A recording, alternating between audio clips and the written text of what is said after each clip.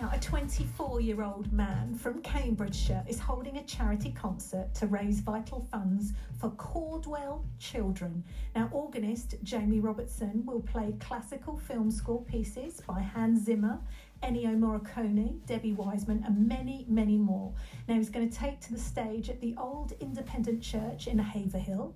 Talented musician Jamie was recognised for his perfect pitch after receiving an autism diagnosis at just 3.5. Now, his dad, Christopher Cytera, joins me now. Good morning, Christopher.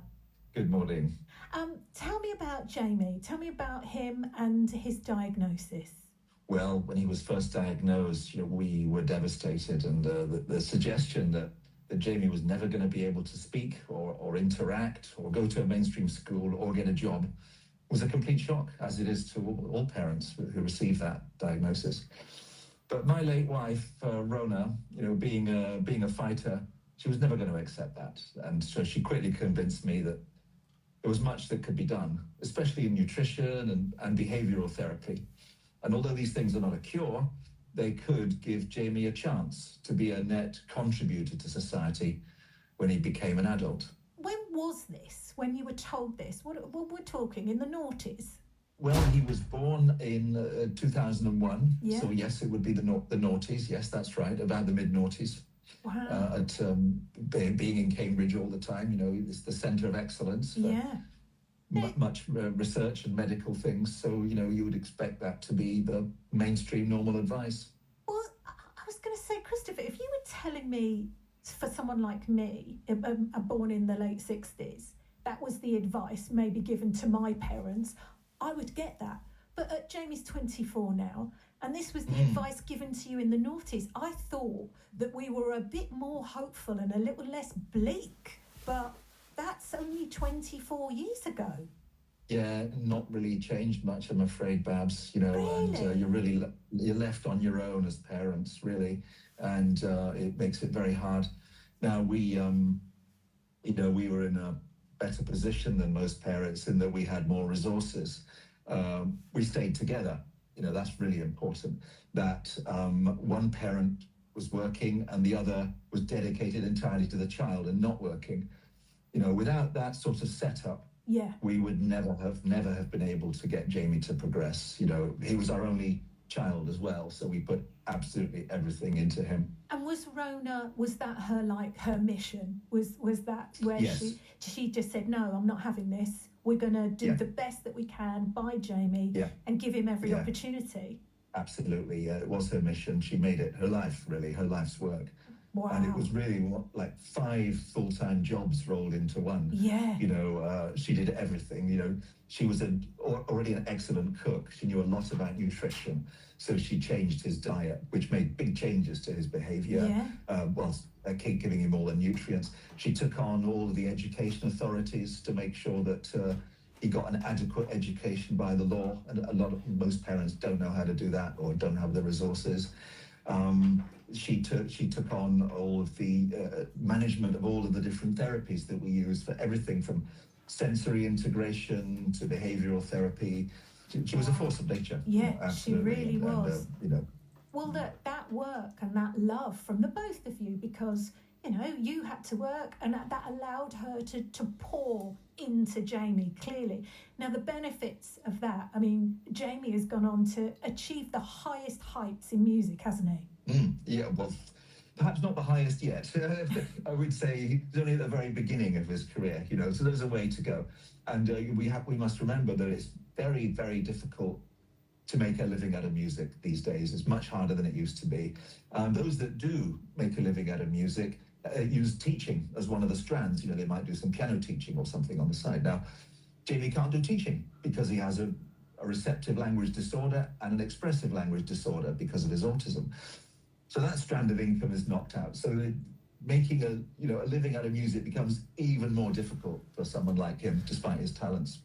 And when you say he hasn't achieved the highest heights, with the diagnosis you were given, I would beg to differ, Christopher, because he's got a first-class music degree and a master's degree and is a professional musician.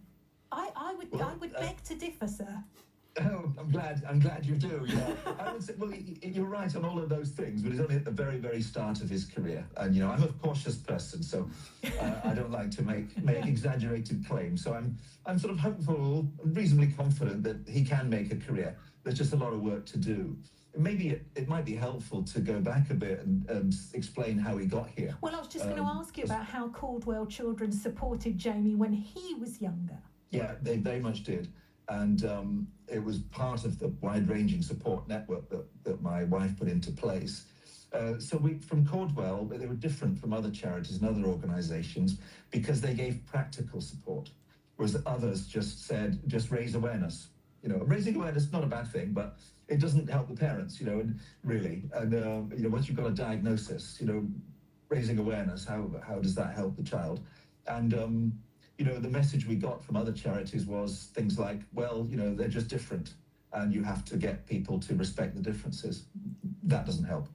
Whereas Caudwell did help because they provided some financial support, and that enabled us to buy things. Earning a good salary, but money was going out the door hand over fist on a lot of the things that we needed for Jamie. And so extra financial support was very welcome, and it enabled us to do things like buy sensory aids, because autism is a whole body disorder. Peripheral vision is impaired, vestibular system is impaired, proprioception, all of these things are impaired. And you need sensory integration treatment. You don't really get that on the NHS, so you have to pay privately for things like that. And we bought things, like a special arch-shaped ladder, for example, at home to help with the sensory problems, like a swivel chair, and all kinds of aids to do exercises on, and it all helped, because children with autism, they cannot process information like the same as neurotypicals, and all these things helped him to process information better and better, slowly but surely. It was a long haul. But Caudwell helped very much. And he's skilled in multiple genres, including classical, jazz, and pop. What's his favourite, do you think? That's a great question, and he doesn't have one. He doesn't have any snobbery. I've asked him this many times. He has no snobbery about music. Love that. For him, it's all just music, and he just seamlessly goes from one to the other, and enjoys them all equally. Does he have any performers that he, likes more than others, maybe? Yeah, he does. I think for classical, he very much likes the romantic classical composers like Debussy, Eric Satie, Ravel, Maurice Ravel. So he's very much a fan of those, the French romantics.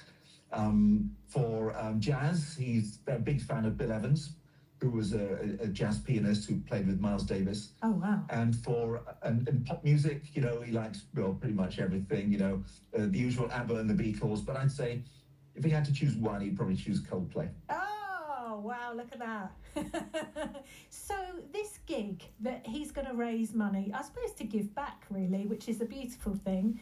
It's on Saturday the 25th of July. So what do you think Jamie would like people listening today to know about him and this concert?